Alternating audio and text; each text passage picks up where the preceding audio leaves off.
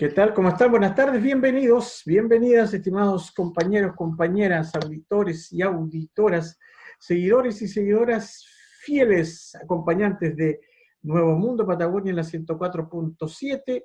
Les contamos que estamos iniciando de esta forma nuestro programa Primera Línea, correspondiente al día de hoy, lunes 10 de agosto de 2020.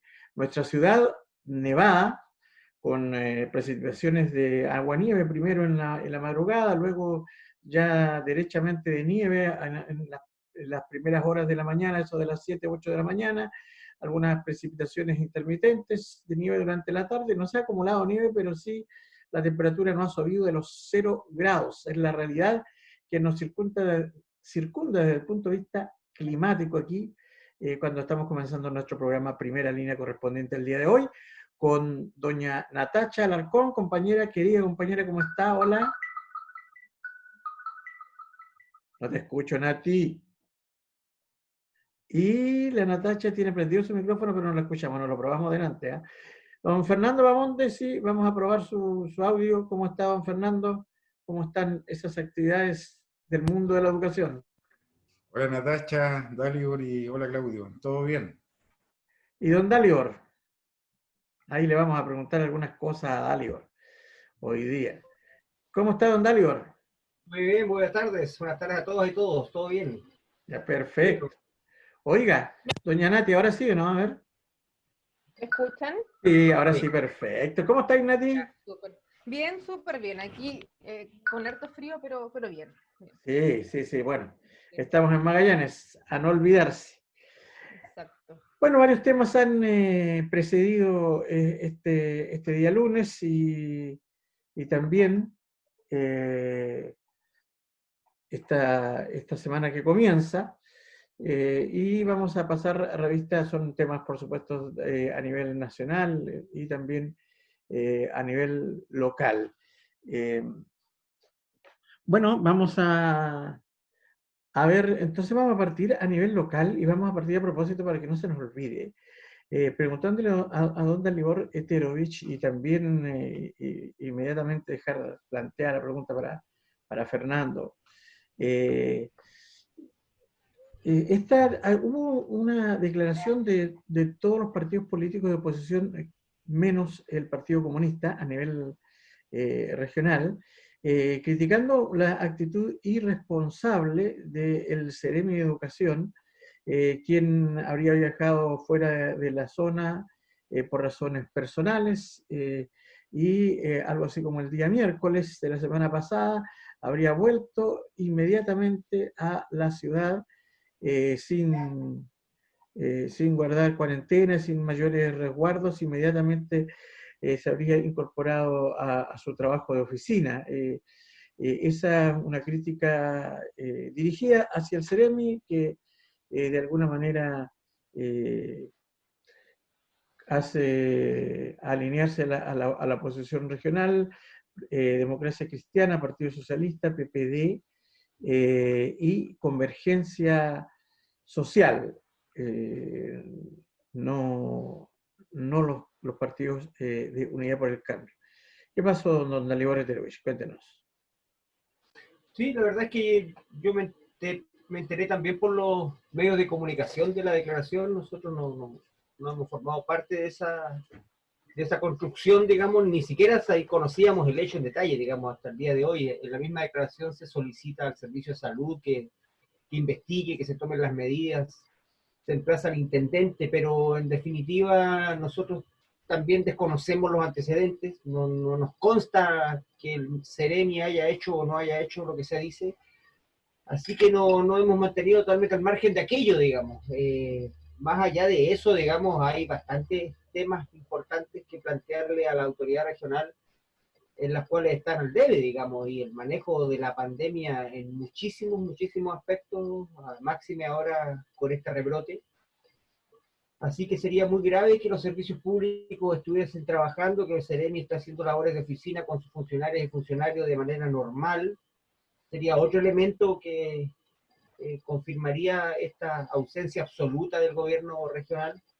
Finalmente aquí uno ve que la mejor excusa que tienen los ineficientes es decir que Chile es muy centralizado y que por lo tanto no podemos tomar decisiones, que no tenemos atribuciones, y una serie de justificativos que uno ha escuchado históricamente, pero que vienen siempre de parte de los tibios, de los que nada hacen, de los que no saben, de los que no tienen ganas.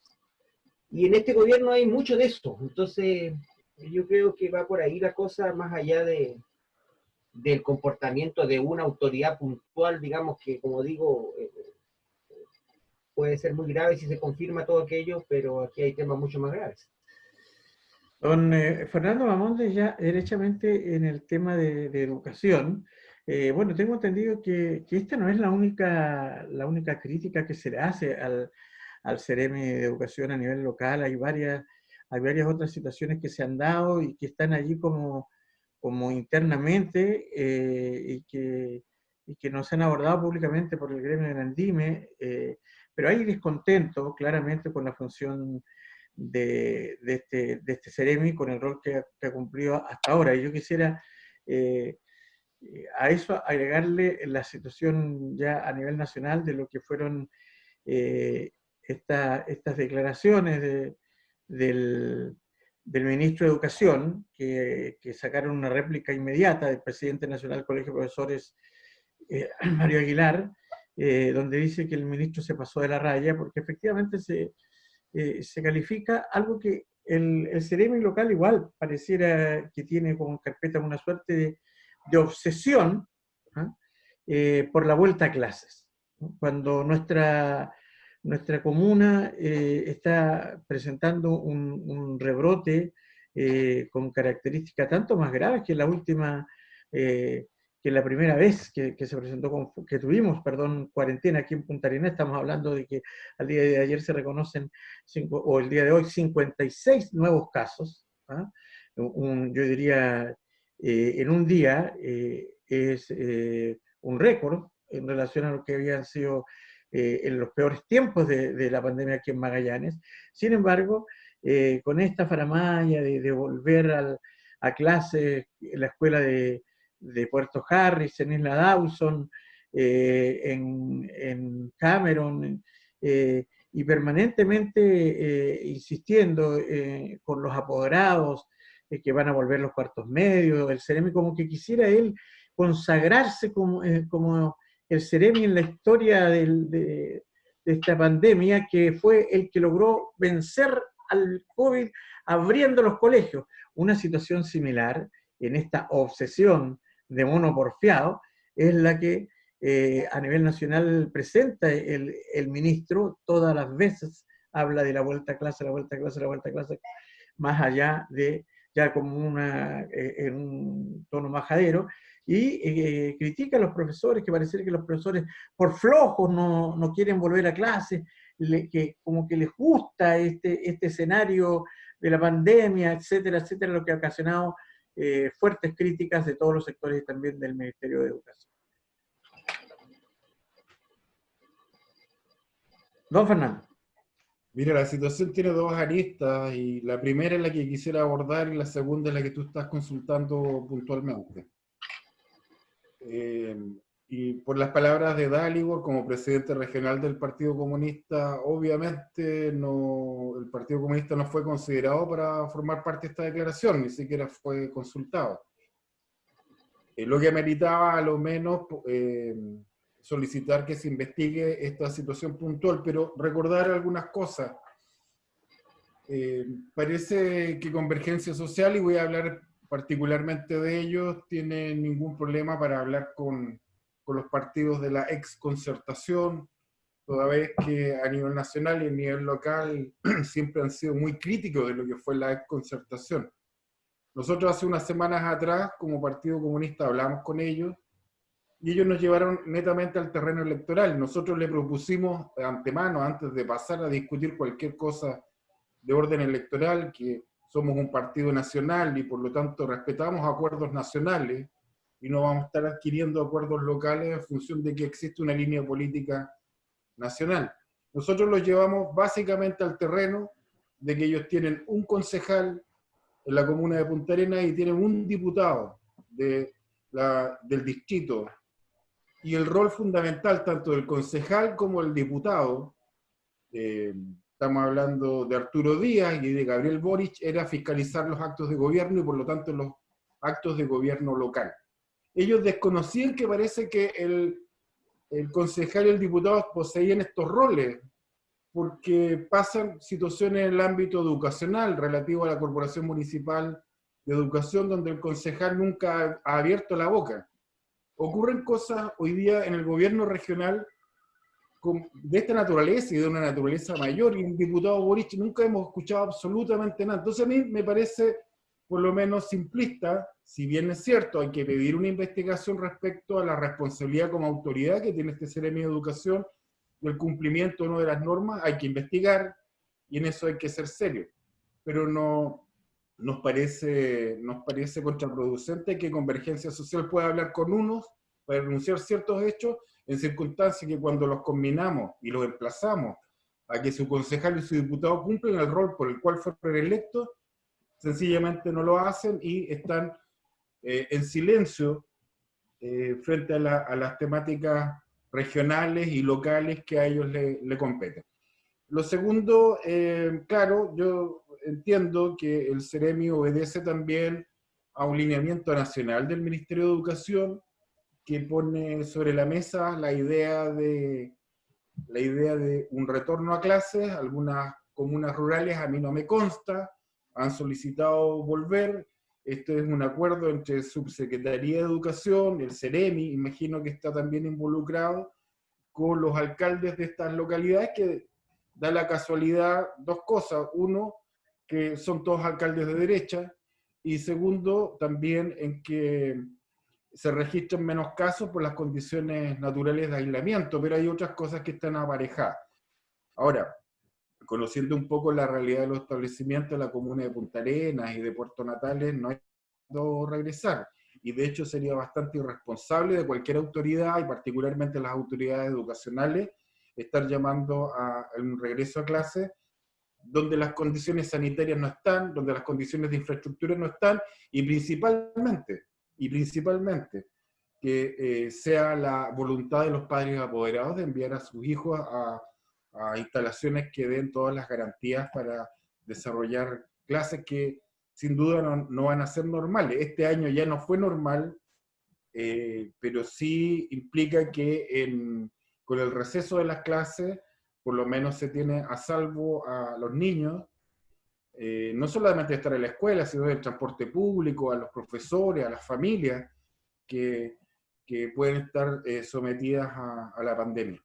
Así que mira, yo creo que el Seremi obedece a este mandamiento, a este orden nacional de poder restablecer las clases con prontitud. No nos quedan claros los protocolos, acá tiene que haber un acuerdo también entre el Ministerio de Salud, la Seremía de Salud por un lado, el Ministerio de Educación y la Seremía de Educación por otro lado, y tener una radiografía muy exacta de cuál es la realidad en nuestra región para que se pretenda poder volver a clase. Muy bien.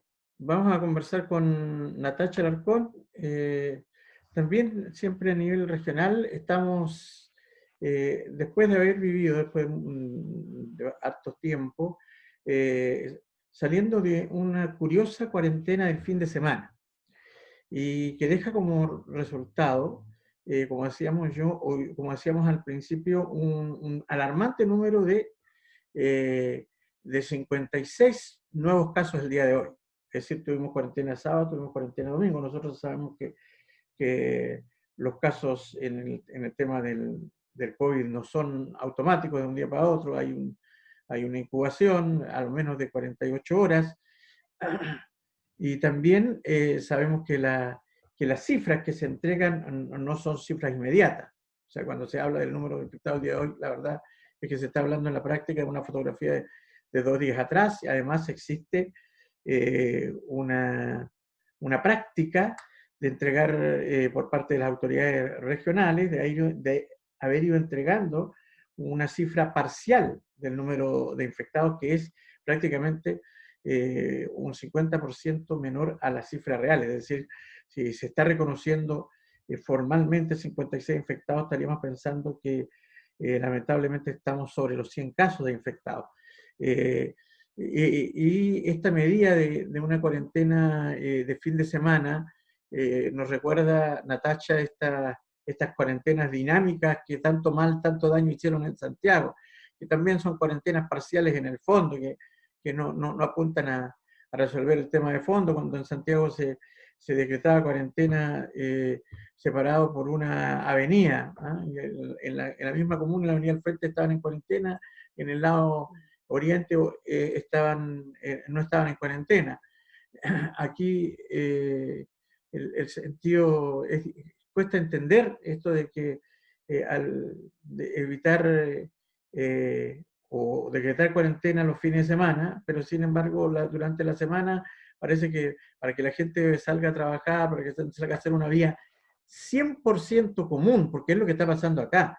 Acá, o lo vimos hoy día el lunes de nuevo, con un clima bastante riguroso, la gente hace su vida normal. Y parece que durante la semana la gente puede hacer vida normal, no hay riesgo de contagio. ¿Ah? Pero el fin de semana hay riesgo de contagio donde hay cuarentena. ¿Cómo se explica eso, Natacha? La situación de esta cuarentena parcial o solo de fin de semana decretada, este alto número de casos que nuevamente pone en colapso al sistema de salud regional.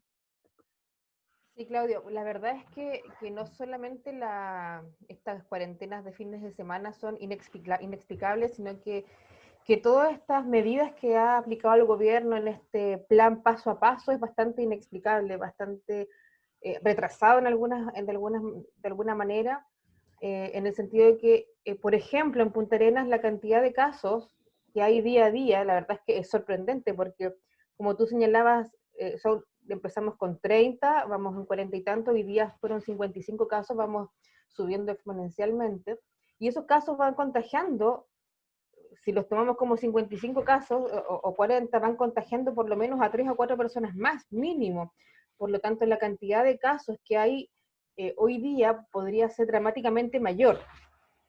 Y en ese sentido, señalar que esta cuarentena parcial en nada ayuda. La verdad es que en una porción muy ínfima podría ayudar, en el sentido de que efectivamente los fines de semana la gente podría relajarse, salir un poco más, incluso nosotros vimos que gente iba a la zona franca, de paseo, podría ayudar, pero yo escuchaba al presidente del Colegio Médico hace unos días atrás y que señalaba que quizás esta cuarentena no sea suficiente para poder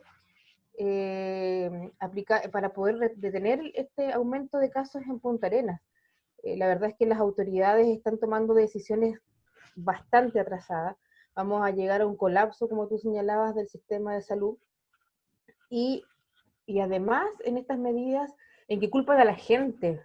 Aquí culpan a la gente de que se portan mal, porque así inició el ministro París cuando indicó el retroceso de Punta Arenas a la fase 2, señaló que los puntarenenses se habían portado mal.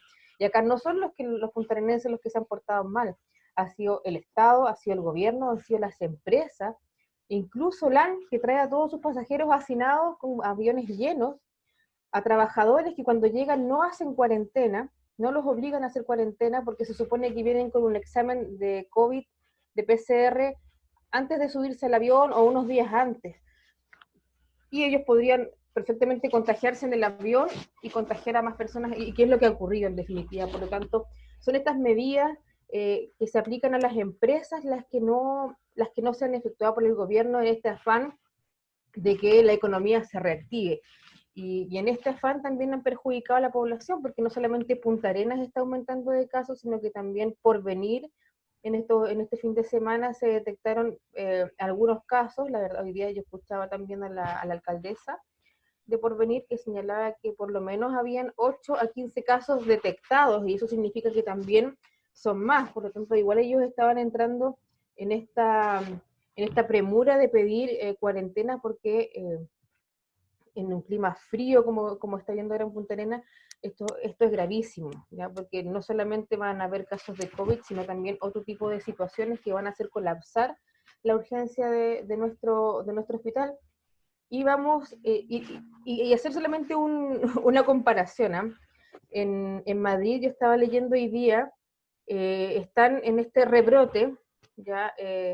Y el Estado madrileño no encontró nada mejor que hacerle la trazabilidad de los enfermos a través de un sistema privado, privatizar este mecanismo porque no está dando abasto, no está dando abasto, por lo tanto están privatizando este mecanismo, esta parte del sistema de salud porque ellos no dan abasto. Entonces esperemos nosotros a que esto no se transforme nuevamente en un negocio también para el Estado chileno que copia las mejores cosas del neoliberalismo. Así que la verdad es que inexplicable y esperamos que nuestro gobierno regional también se ponga los pantalones y pida también medidas más congruentes y más restrictivas también, sobre todo a las empresas que traen trabajadores del norte del país y Alan, por supuesto.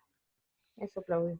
Muy bien, gracias, Natacha. Estamos en primera línea junto a Dalibor Eterovich, Fernando Amondo y Natacha Alarcón en este día lunes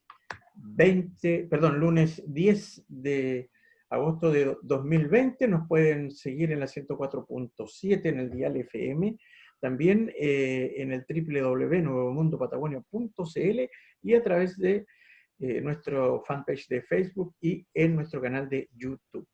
Vamos a entrar a algunos temas nacionales para comentar entre los tres. Don Dalibor Eterovich.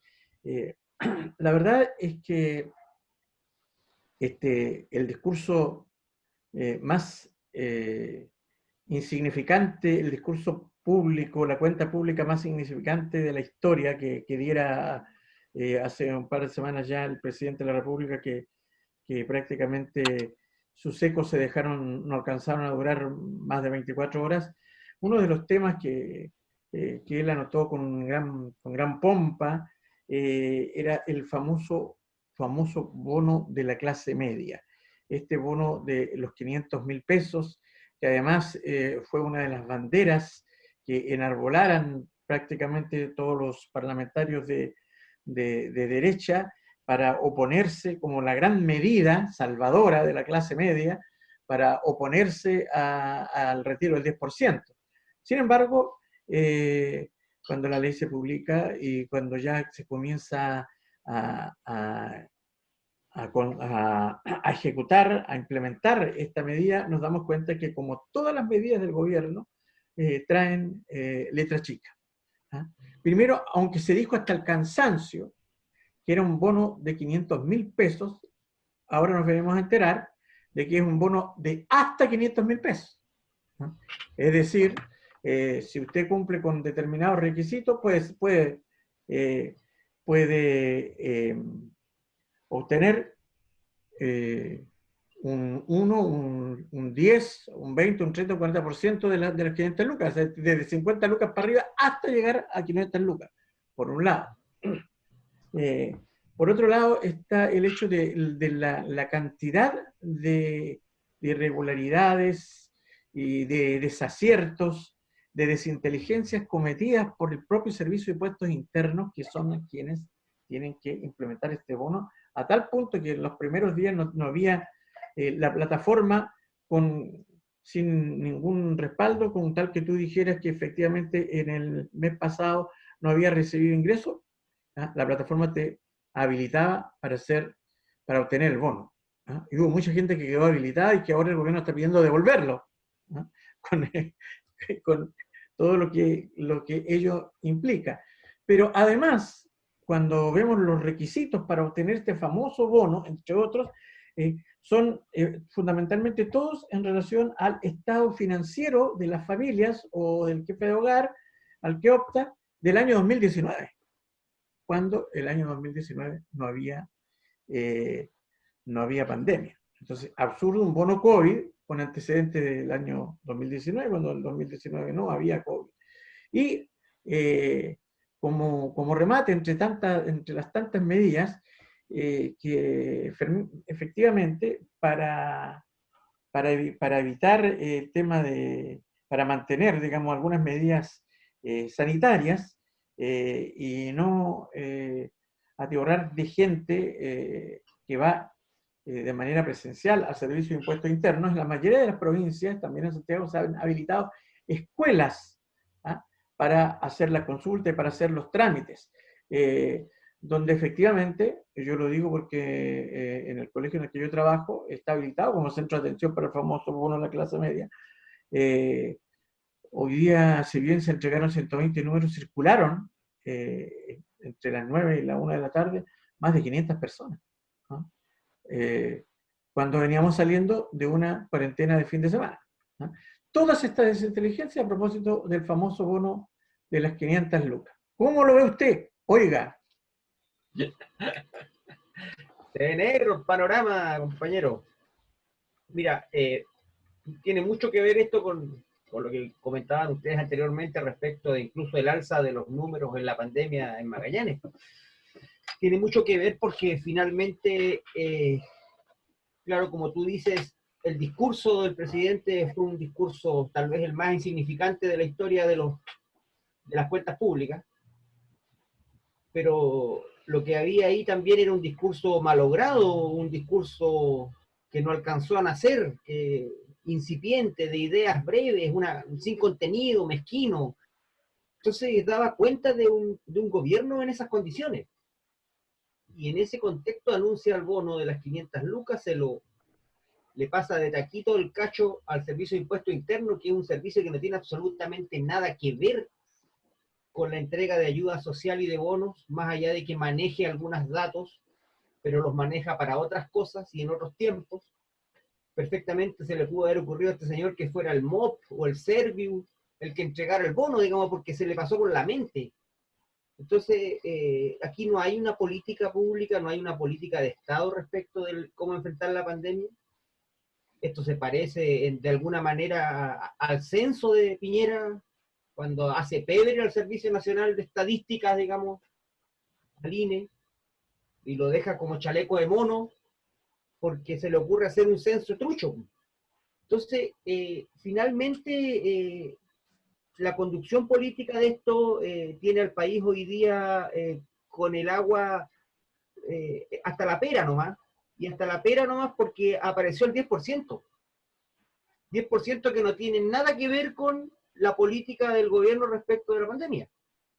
Por lo tanto, mal podría hoy día el gobierno exigir ¿qué? A los ciudadanos, si la única ayuda significativa que le está llegando por otro lado, le está llegando echando mano a sus propios recursos. Entonces, todo el mundo entiende que en un contexto de pandemia hay que ser rigurosos, rígidos con las medidas. Y para eso hay que exigir que se cumplan. Pero antes de eso hay que generar las condiciones, y eso no ha ocurrido en Chile, ni en Magallanes. No hay condiciones para observar cuarentenas, ni cuidados, ni distanciamientos muchas veces, porque hasta la locomoción colectiva hoy día funciona en lote. Entonces, finalmente, ¿con qué moral se le puede pedir a los trabajadores y trabajadoras de este país, digamos, que se queden en la casa, que se cuiden? El descubrimiento máximo de las autoridades locales son que hay virus en una pesquera o en una constructora, pero sí es evidente, si las personas tienen que trabajar, si el problema no son las plantas pesqueras ni las empresas constructoras. Y eso nos tiene mal, como digo, hoy día no hay estatura moral por parte del gobierno para exigir absolutamente nada, porque las ayudas han sido un fracaso. Y las personas que tengan recursos en esta semana y las siguientes van a resolver sus necesidades inmediatas con esas lucas y tampoco van a observar ningún tipo de medidas, y finalmente no basta con mandar milicos a la calle, infantes de marina que anden dando la hora. Uno no sabe qué cresta hacen los milicos parados en la puerta del Sodimac, del Líder, en los malls, cuidando qué, en recintos privados. No así en la puerta del boliche de la esquina, digamos, ni de la pequeña ferretería, pero sí en donde está el gran retail. Ahí andan los milicos, tomándole la temperatura a las personas. Eso es que están contratados por las empresas. Entonces uno no entiende, digamos, cuál es la lógica de este gobierno. Y este rebrote va a ser crudo seguramente, vamos a volver a tener más muertos lamentablemente, y con el único resultado para el gobierno de que siga ahorrando plata, digamos. Muy bien, así estamos tomándole el pulso a esta pandemia y al desarrollo político aquí en primera línea junto a Dali Boleterovich, Fernando Bamonde y Natacha Alarcón. A propósito, Fernando, de lo que decía recién Dalibor, de que andan las Fuerzas Armadas en la calle tomando la temperatura con su celular, viendo si tiene o no tiene COVID, pero con una metralleta a la espalda, que no entendemos cuál es el sentido de andar con una metralleta cruzada en la espalda para tomar la temperatura a los transeúntes, ¿ah? O para verificar su número de carnet de identidad. Tenemos un caso particular ocurrido en Tarapacá, en Iquique, que afecta al diputado Gutiérrez y a su familia, en donde se ve involucrado una patrulla militar de la Armada, donde aparece una suerte de encerrona al diputado saliendo de un estacionamiento privado, ¿ah? Y haciéndole un control, en definitiva, a él y a su familia, que parece más una presión, una amenaza, que un control que no tiene sentido al interior de un recinto privado como un estacionamiento, ¿ah?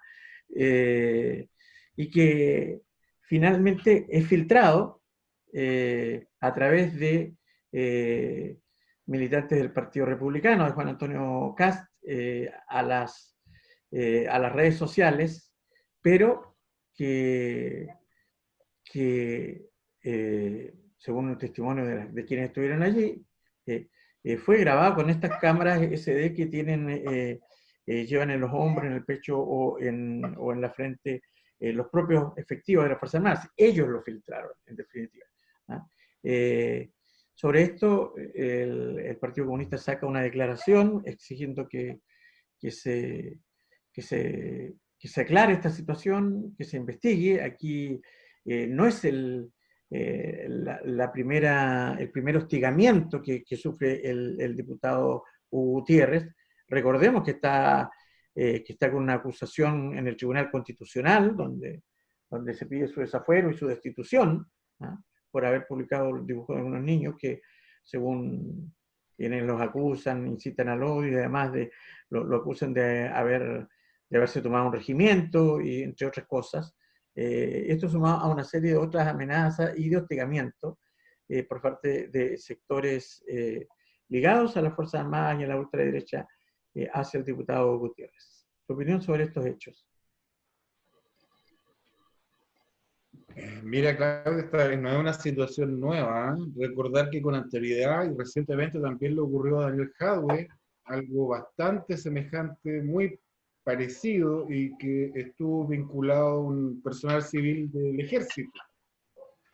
Ahora, en las condiciones que tú detallas, bueno, y volviendo más atrás, le ocurrió a Luis Emilio Recabarren en la Cámara de Diputados, es decir, desde que los comunistas están en el Congreso Nacional, regularmente están siendo también víctimas de estas persecuciones, montajes, y ahora le ocurre al diputado Hugo Gutiérrez.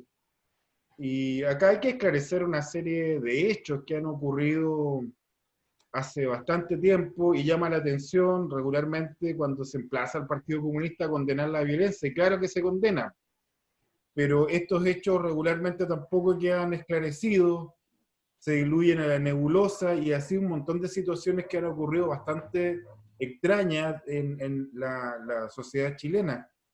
Se tendrá que investigar. La filtración me parece sumamente grave, que efectivos del ejército, de la Armada o de orden o fuerzas policiales se puedan prestar para este tipo de cuestiones. Los argumentos que da el ministro de Defensa son paupérrimo, es decir, no tiene ninguna explicación, señala cuestiones que son de sentido común, un sentido común que solamente es de él, pero aquí uno entiende, siendo jerárquica las Fuerzas Armadas, que estas no se mandan solos, hay órdenes, y alguien ordenó precisamente el seguir al diputado Gutiérrez, ordenó hacer lo que en definitiva se le hizo, que fue una encerrona, ¿ah? Y por último también la filtración del video son cuestiones que tienen que ser investigadas, ¿no? Muy bien. Natacha, quisiera llevarte a otro tema que es bastante significativo también y que ha estado a la palestra en estos últimos días, ¿ah? Que ha sido de estas noticias anclas de todos los noticieros, ¿ah? Que ha despertado la indignación de una comunidad completa al estilo Fuente Ovejuna, me refiero a Villa Alemana, ¿no? Prácticamente un pueblo completo levantado, y, y que también ha puesto en tela de juicio a algunos sistemas e instituciones vinculadas con el Poder Judicial y particularmente con la Administración de Justicia, ¿ah? Me refiero al caso Ámbar. En tu calidad de mujer, en tu calidad de abogado, preguntarte sobre la significancia y la gravedad de estos hechos, que hoy día pone el centro en una crítica casi transversal eh, al sistema de administración de justicia, ya que estamos hablando de una persona que estaba condenada, que según la legislación chilena, al cumplir la mitad de su pena, en este caso 11 años de 22, puede acceder al beneficio de la libertad de confianza, que en el fondo significa que va a firmar una vez al mes, ¿ah? Una persona que estaba condenada por hechos gravísimos, como el asesinato de su pareja y del hijo de la pareja, y que ahora al parecer volvería ya prácticamente en libertad a cometer prácticamente los mismos delitos. Esto indigna a la ciudadanía. Todo lo que es un nuevo femicidio, esta vez de una joven de apenas 16 años, pone en alerta a todo el movimiento feminista, no solo nacional, sino que también internacional, y como te decía, igual con el agravante de que se cuestiona el sistema de administración de justicia en nuestro país. Natacha. Sí, Claudia, mira, antes de responderte la consulta quería solo agregar un detalle en el tema del caso del diputado Gutiérrez. ¿Cómo no? Sí, mira. Eso como no, como dice siempre dice así Manuel Rodríguez, ¿cómo no? ¿Cómo no? Sí, muy cortito. Sí, es que el tema, mira, yo escuchaba varias versiones, o sea, del tema del diputado y sin pecar en este delirio de persecución que de repente podrían apuntarnos con el dedo, que decimos los comunistas. Pero el diputado Gutiérrez en su momento se creyó en el caso Fragatas, en contra de los infantes, en contra de de la Armada. Flavio Montaña, de la Armada, Flavio Montaña, ¿cierto? Entonces él estuvo involucrado en esta querella. Y bueno, acá se habla de que actúa la inteligencia de la Marina, y más encima, otro detalle, es que ayer o hoy día ingresaron a la Comisión de Ética diputados de RN una denuncia al diputado Gutiérrez por este hecho, ¿ya? Pero el detalle como anecdótico, si se podría decir de alguna manera, es que quien preside, es que quien reemplazó a Mario Desbordes, Camilo Morán, ¿ya? Y Camilo Morán es el nieto de Camilo Morán, ¿ya? No me acuerdo el segundo apellido, que fue violador de derechos humanos por en uno de los casos Caravana a la Muerte, y cuyo abogado defensor de las víctimas, uno de los abogados defensores, el principal abogado defensor de las víctimas fue Hugo Gutiérrez. Entonces aquí hay toda una jugada que se pretende incluso agravar hechos, ¿ya? Agravar hechos, tomar estos hechos para poder, obviamente, manchar la figura del diputado Gutiérrez, que ha estado vinculado desde toda su carrera profesional en el tema de derechos humanos. Y nada, pues eso, como estos detalles que hay diputados que han robado, que todos sabemos quiénes son, y que no están en la palestra todos los días y a todas horas en los medios por esos hechos. Entonces, efectivamente, aquí hay están utilizando a su favor y en contra del diputado esta situación. Eso respecto del caso de Hugo Gutiérrez. Respecto al caso Ámbar, hoy día se hizo la formalización de este asesino, de este femicida. Yo pude escuchar un audio de los hechos, que la verdad no se pueden reproducir, pero fue terrible, ya terrible, o sea, no se puede reproducir porque es gravísimo, es terrible, uno no se puede imaginar que una persona puede ser así de macabra. Y obviamente la comunidad está súper sensible, y no hablo solo de las mujeres, porque acá hombres y mujeres están sensibles en lo que le ocurrió a esta joven de 16 años, que nos pone en el lugar de esta familia, de decir, oye, no me gustaría que me ocurra a mí. Y en ese sentido han salido varias voces en este problema. Una de ellas es la justicia chilena. ¿Cuál fue la labor de la justicia chilena para que este asesino no estuviera en las calles y siguiera preso para no volver a cometer este delito? En el sentido que incluso hubo un informe de Gendarmería que señalaba que no era pertinente, no era recomendable que este sujeto saliera con libertad y siguiera cumpliendo su condena en libertad, porque la verdad es que él nunca demostró un arrepentimiento, que esto es importante para tomar la decisión de conmutar la pena, ¿ya? El arrepentimiento. Y la verdad es que este personaje nunca lo manifestó, incluso en este famoso video del programa Mea Culpa, manifestó esa situación. Y aquí radica el problema, en la facultad que tienen los jueces, no solo una jueza, porque no es solo una jueza la que toma esta decisión, es un colegiado de 5 jueces de la Corte de Apelaciones de Valparaíso que tomó esta decisión de dejarlo en libertad. Entonces aquí hay que fijar criterios, y para que no se sigan sucediendo estos casos. Y no para llegar también a casos extremos como lo que también ha salido en muchas voces, en redes sociales, incluso en los noticieros y en los matinales que empiezan con este populismo de volver a reponer la pena de muerte. Poner la pena de muerte en nuestro país, que sabemos que no es la solución. La pena de muerte fue abolida en nuestro país por una convención internacional en la que se deroga la pena de muerte en nuestro país. Por lo tanto, y sabemos que esto es un tema de derechos humanos también, ¿ya?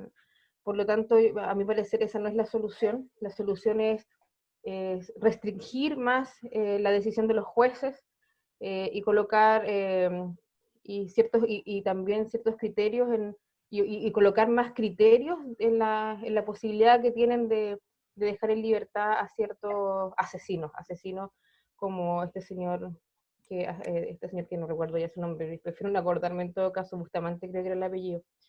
Eso, ya la verdad es que la comunidad nacional e internacional, como tú señalas, se ha manifestado. Esperamos que el proceso que se haga y la condena sea bastante dura para este personaje y que los legisladores son los responsables de crear nuevas leyes, o condenas, y también de modificar estos reglamentos que permiten que ciertos personajes o ciertos delincuentes ya condenados puedan salir en libertad. Pues yo creo que pasa por ahí, pasa por ese tema. Muy bien, gracias. Dani Boleterovich, me comentabas tú por interno que te interesa retomar el tema de la persecución o esta campaña contra el diputado Hugo Gutiérrez. Adelante. La verdad es que agregar un par de ideas al tema de Hugo, porque Hugo Gutiérrez me refiero, ¿no? Porque finalmente, y de hecho Natasha planteaba algo muy importante que tiene que ver con su labor fiscalizadora, no solo con su historia en la defensa de los derechos humanos, sino que con su labor fiscalizadora hoy, por lo que él hace a través de su programa Barbarroja, por ejemplo, planteando públicamente con nombres y apellidos delitos cometidos al interior de la Armada. Entonces, ¿con qué moral, digamos, tú tienes hoy día la capacidad de fiscalizar a nadie si eres una institución corrupta? Además, mandan a gente que ni siquiera sabe cómo hacerlo. Entonces, es un tema que uno tiene que insistir porque la Armada de Chile tiene una larga historia de, yo diría, maltratos y de situaciones reñidas incluso con la decencia en nuestra región también. Es cosa de preguntarle a los pescadores artesanales cómo funciona la Armada de Chile con respecto a ellos, o a los buzos profesionales, a las empresas contratistas, cómo se hace para entrar a hacer una peguita a la Armada, versus el trato que la Armada tiene con la gran empresa pesquera o con la gran empresa contratista. Entonces, eso es de dominio público, pero la gente tiene miedo. Y lo peor de todo es que nuestras autoridades tienen miedo, nuestros diputados y diputadas, senadoras y senadores. Entonces, cuando no hay un Hugo Gutiérrez que se preocupe de esos temas, todo pasa piola. Nadie se mete en ENAP hoy día. Y ENAP es un antro de corrupción y lo ha sido por décadas. La han saqueado una y otra vez en uno y otro gobierno. Y el diputado Boric hace vista gorda, se hace el leso. Entonces, el mundo entero sabe lo que está pasando en ENAP. Norberto Díaz llevó al directorio de ENAP a la Cámara. Incluso le rechazaron la posibilidad de crear comisiones investigadoras. Pacheco Mate hizo lo imposible porque nadie se meta en ENAP. Entonces, nuestros diputados están al debe, y cuando aparece uno que se mete donde importa, surgen todos estos temas. Y hacen la guerra. Entonces eso hay que decirlo, y de Yapa se suben por el chorro concejales, consejeros regionales, y cuanto payaso aparece opinando como si estuvieran a la altura de opinar algo. Y eso lo digo por Arturo Díaz, aquí en Punta Arenas, que saca una declaración en su Facebook. O sea, debería darle vergüenza opinar respecto de Hugo Gutiérrez al señor Arturo Díaz, porque él no ve nada de lo que ocurre al interior del municipio, no tiene idea de lo que está pasando en esta comuna. Como no sea sacarse fotos y decir que está con la gente. Y todo el mundo sabe que él no está con la gente y que no está en ninguna parte. Ese tipo de cosas, cuando tú las dices, generan reacciones, generan represalias. Y eso es lo que tiene aburrido finalmente a la política, a la gente, digamos, en el mundo político. Hoy día es fácil creer cualquier historia. Hoy día el poder comunicacional es enorme. Y cuando tú tienes militantes de CAST que hacen servicio en la Armada y que en cosa de minutos le traspasan un video oficial a CAST para que lo haga público, entonces estamos mal. Y ese tipo de situaciones son las que hay que denunciar. De eso se trata, digamos, la labor fiscalizadora de los parlamentarios. Y dicho sea de paso, esto lo tiene muy claro también el compañero Daniel Jadot. Y él sabe que su candidatura le va a traer más de un dolor de cabeza, como no ha ocurrido siempre a los comunistas. Pero ahí estamos. Finalmente tendrá que investigarse el caso de Hugo Gutiérrez y tendrá que esclarecerse como corresponde, porque aquí la Armada tiene muchas cosas que explicar. Hugo Gutiérrez lo primero que dijo que él era Hugo Gutiérrez y que era diputado de la República. Se identificó claramente. Y estaba en un recinto privado.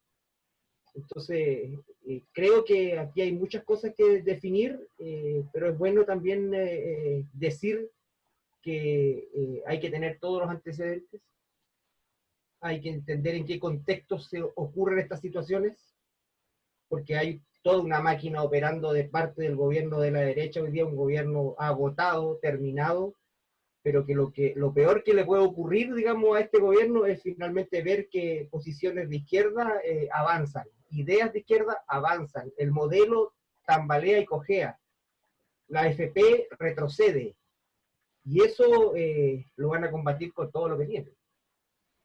Muy bien. Oiga, fíjese que se nos está acabando el programa y hay varios temas que hubiera sido interesante tocar. A propósito de lo que decía Dalgo, no debemos olvidar nunca, en nuestra historia reciente, el rol que cumplió en el golpe cívico-militar del año 73 la Armada. Fue la primera que se declaró en rebeldía, la marinería, como lo denunció el propio Allende en su discurso, ¿no? Final. Bueno, Fernando, la verdad es que vamos a tener que optar por algunos de los temas porque no van a poder entrar todos en esta parte final del programa.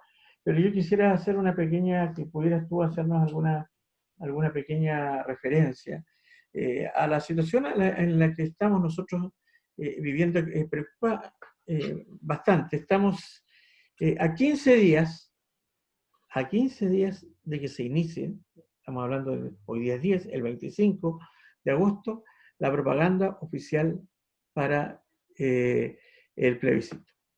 Y aquí nosotros vemos situaciones como la que mencionamos al inicio del programa, aquí a nivel local, donde la oposición saca una declaración por, por, eh, por una situación X de un funcionario del gobierno,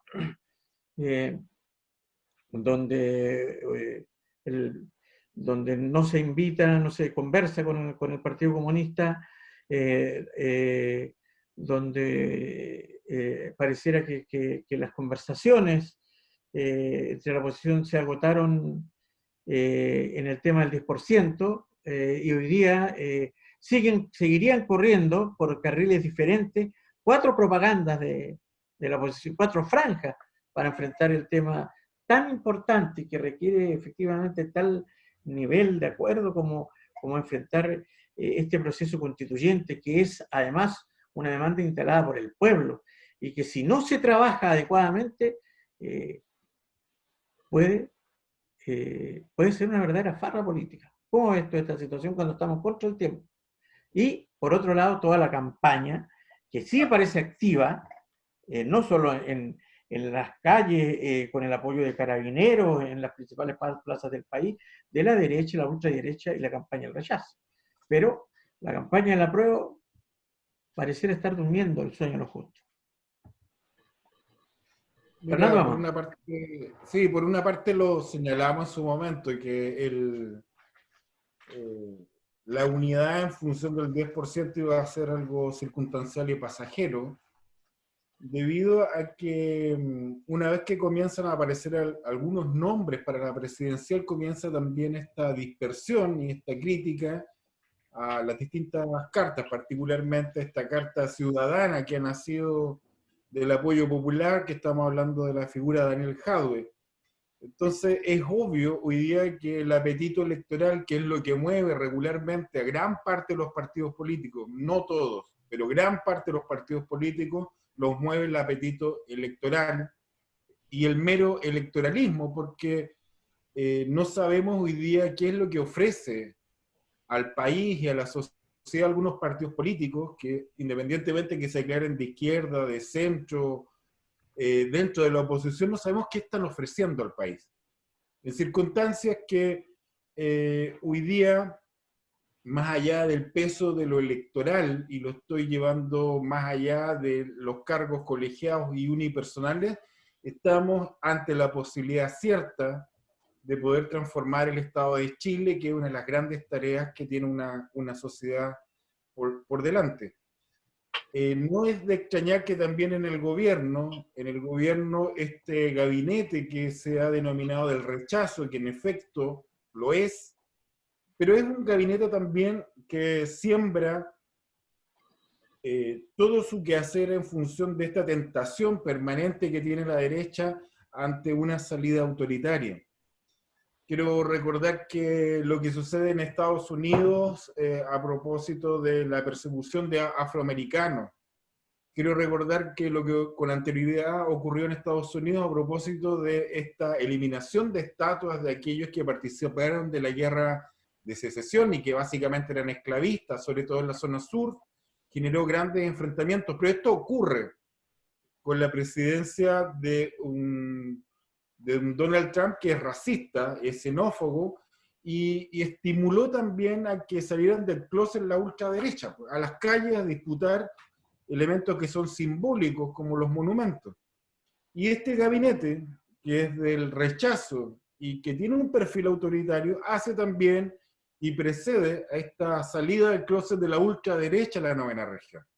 Entonces estamos enfrentando también un camino de polarización, yo diría, entre polarización social, que no necesariamente involucra a los partidos políticos con representación parlamentaria, sino que también involucra a la sociedad contra un Estado, contra un gobierno, que básicamente quiere que todo se mantenga igual y donde ve la oportunidad de aplicar la receta neoliberal en todo ámbito, la aplica. Y no es de extrañar que esté tomando medidas, y están tomándose medidas constantemente es para seguir aplicando la receta neoliberal. Todas las iniciativas de mejoras sociales parten porque los trabajadores y trabajadoras de Chile se pongan la mano en el bolsillo. No es la ayuda del gobierno ni de este modelo lo que está llegando. Entonces es un camino difícil dentro de la oposición poder acordar algunas cuestiones básicas, y lo que sí vemos en gran parte de los partidos y también de la oposición es una descomposición orgánica que es tremenda y es preocupante, donde no hay iniciativa y finalmente emergen figuras de distinta índole que lo único que les interesa es mantenerse vigentes en los medios de comunicación y aparecer en una papeleta próximamente. Obviamente nosotros no estamos por eso, estamos por la transformación del Estado, y esto se trata de ganar el 25 de octubre, desplazar a la derecha en las municipales y poder avanzar hacia un programa de gobierno que sea también en función de superar el neoliberalismo. No sé cuántos de los partidos de oposición están en esa política. Muy bien. Estamos llegando ya prácticamente al final, pero yo no quisiera despedir el programa sin pedirle su opinión a Natacha sobre estas últimas situaciones que han ocurrido aquí en nuestra ciudad a propósito de esta visita de algunas autoridades más bien de orden técnico a lo que es lo que va quedando de la Casa de los Derechos Humanos, los cimientos prácticamente de la Casa de los Derechos Humanos, y necesariamente para ello hay que hacer una breve y mínima historia, digamos, de por qué estamos en la situación en la que estamos. Durante el gobierno comunal de Emilio Bocassi, en su momento del PPD, se aprobó este proyecto, que en el primer gobierno de Piñera se estuvo boicoteando, cuando estaba en manos de bienes nacionales, de restaurar ese lugar histórico como un sitio de memoria, y se llamó a un concurso que finalmente lo ganó el arquitecto Miguel Lavner, y decir que en su momento tuvo una oposición por un sector de agrupaciones de derechos humanos, estas llamadas de hijos y nietos, etcétera, con críticas bastante absurdas, digamos, a un excelente proyecto. Hoy después, en medio del estallido social, estas redes ocultas, estas manos negras del fascismo, de la ultraderecha, claramente quemaron la infraestructura, con una investigación que hoy día no tiene ningún avance, ningún retroceso, sino que está allí absolutamente inactiva. Y hoy día habían voces que hablaban de prácticamente de que es una situación que era necesario por seguridad derrumbar los cimientos de este monumento nacional, cosa que no lo permitiría la ley, inclusive porque es monumento nacional. Frente a eso, las agrupaciones de presos políticos, de familiares, plantean la necesidad de que se retome este proyecto ganado por Miguel Lavner. ¿Tu opinión acerca de la situación por la que atraviesa la Casa de los Derechos Humanos? Sí, efectivamente, esta semana, o sea, la semana pasada, el día jueves o viernes, no recuerdo bien, la Seremi de Bienes Nacionales invitó a las agrupaciones de derechos humanos a una visita con ciertos profesionales que decía relación con mostrarle qué es lo que se iba a hacer respecto de la seguridad de la casa, que más que nada era decirle, mira, vamos a cambiar la techumbre, y eso, ¿ya? Y ahí la agrupación de expresos políticos y familiares estuvo presente, acudiendo a esta invitación, pero no para ingresar a la casa, sino más que nada para emplazar a las autoridades y decirles que ya basta, que ellos fueron los que durante todo este periodo entrabaron la ejecución de este proyecto, lo entrabaron de mil y una formas, y con mentiras también, ¿ya? Porque empezaron diciendo de que este proyecto no tenía fondos, cuando sabemos que este proyecto tenía fondos asignados. del Plan de Desarrollo Zona Extrema. Exacto. Después, otra traba que pusieron fue que, bueno, si las agrupaciones no se ponen de acuerdo en qué es lo que quieren para esta casa, nosotros no podemos decidir nada. Cuando aquí las agrupaciones ya en su momento plantearon sus puntos de vista y se decidió por un proyecto, entonces ellos pretendían endosar la responsabilidad a las agrupaciones de derechos humanos en que no se ponían de acuerdo para no hacer nada. Eso por otro lado. Por lo tanto, aquí lo que hizo la agrupación de actores políticos más que nada es emplazar a que se retome el proyecto de Miguel Launer, que es el que es mucho más factible de poder realizar ahora, que en definitiva reconoce la memoria histórica de la casa como un centro de detención y tortura, y que también reconoce la historia de la masacre de nuestros aborígenes a la Federación Obrera de Magallanes. Por lo tanto, era necesario. Lo que dicen las agrupaciones, lo que dice esta agrupación también es que sabemos que no va a ser este gobierno el que resuelva este tema, ya, porque ellos no están por financiar o por reconstruir esta casa en memoria de todos aquellos que pasaron por ese inmueble y que fueron torturados, porque fueron ellos parte de este gobierno, parte de esta dictadura, y la apoyaron, ¿ya? Entonces, nosotros consideramos que es hora de que se le ponga un punto final y que también las autoridades a este respecto de este ministerio, y bueno, las autoridades nacionales también dejen de mentir, señalando ciertas cosas. Después señalaban de que, bueno, que los fondos que estaban destinados se habían destinado a la emergencia, que como que los transfirieron para otros ítems. Entonces, la verdad es que ha sido una serie de mentiras, y también es un llamado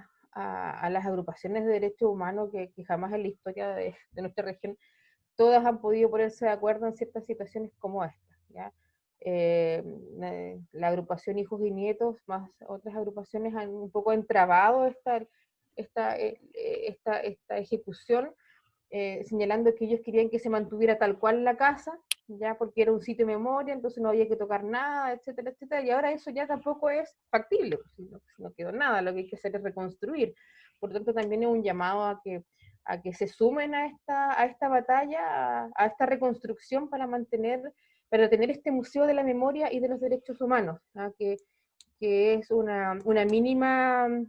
mínimo reconocimiento a las víctimas de la dictadura y a nuestros aborígenes y también a los dirigentes de la masacre de la Federación Obrera. Eso, Claudio. Muy bien, pues, y se terminó el programa del día de hoy. Vamos a esperar ansiosamente reencontrarnos este próximo miércoles en una nueva edición de Primera Línea, siempre por la 104.7 en el www.nuevomundopatagonia.cl, por Facebook y por YouTube. A don Dalibor Eterovich por su participación, por su apoyo, por su aporte, muchas gracias. Lo mismo a Fernando y a nuestra querida compañera Natacha. Chao para todos ustedes, nos reencontramos el próximo miércoles. Chalito.